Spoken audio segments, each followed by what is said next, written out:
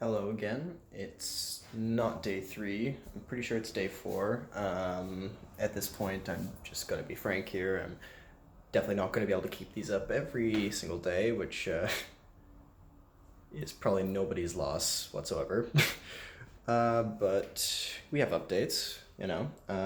Yesterday was Sunday, and I was treated to the fact that in Germany, Sundays are taken very seriously, you know? Like over there in Canada, we still got, maybe some reduced hours, but it's like you can go still basically anywhere you want at on Sundays. Here, no, it's all shut down. Everything. Like, there's you go down to the downtown section, maybe there's like some neighborhood pubs that stay open, maybe a kiosk or two, but it's like any store you can think of, any like specialized place you need to buy basically anything, it's all shut down. So that's fun. Weirdly enough, tourist attractions are still open. Museums and all that. Public transit still has the same hours. It's a confusing system to me, but either way, I took the most. I made the most out of it. Headed downtown, checked out what they did. So first of all, let's talk about the Hamburg waterfront for a sec. It is so unbelievably picturesque. Like, picture yourself some kind of Victorian style gaslighty harbor. As long as you don't look at like the modern industrial port side of things, you keep your eyes on the city side. You've got the cobblestone roads, the gothic structures, the bricks everywhere. It's absolutely gorgeous. It sounds like there's such an abundance of beautiful architecture that they literally have sections where they just dump trash on it to be raked together into piles and loaded into trucks. It's not a made up example. I literally walked through that on my way to this museum downtown. Onto the museum downtown. Here you find a literal like Soviet nuclear submarine. Pretty sure it's nuclear. Gonna have to think about that, but a Soviet submarine just sitting in the harbor, and you can just go and walk through this old sub. It was incredible.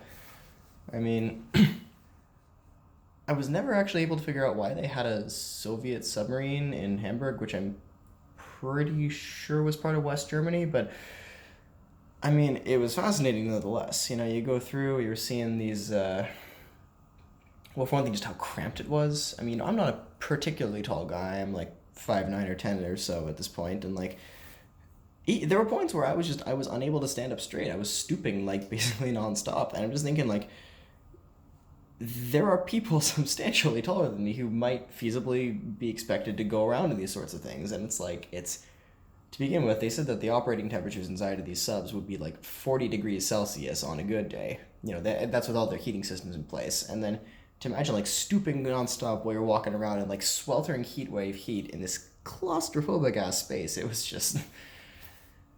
Do not envy those submariners, I'll tell you that much.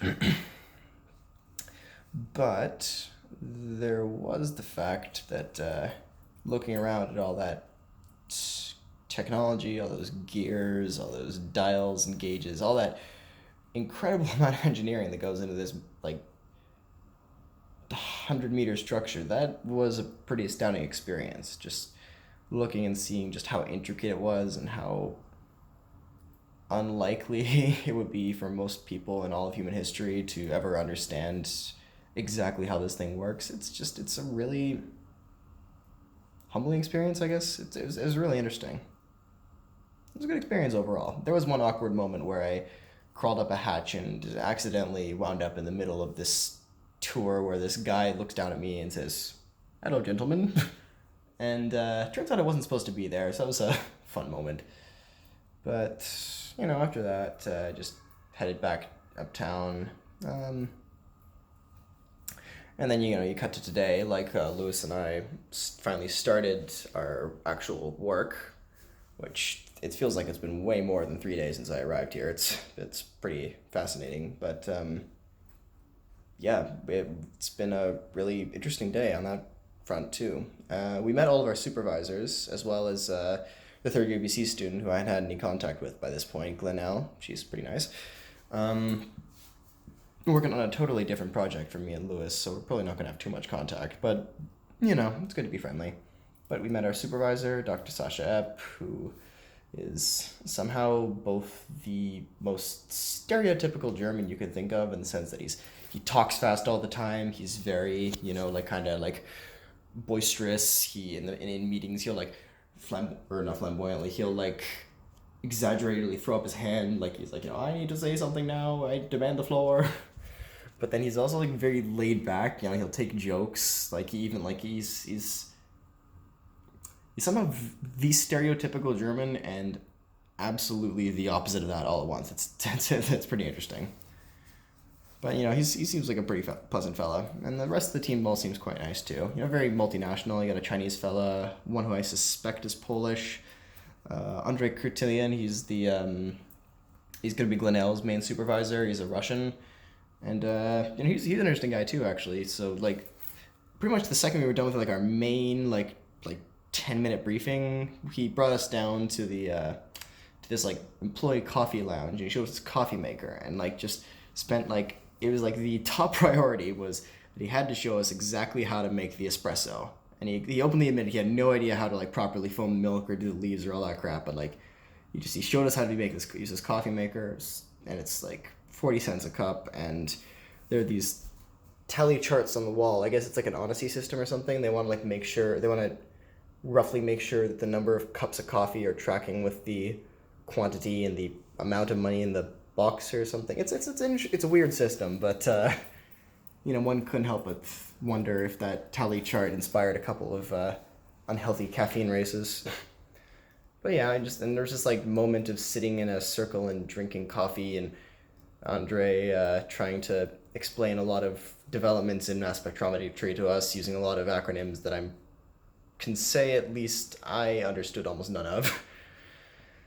And then we went to a massive like 2.5, maybe even 3 hour long meeting where I was kind of treated to the first real taste of what like a proper scientific workplace kind of feels like.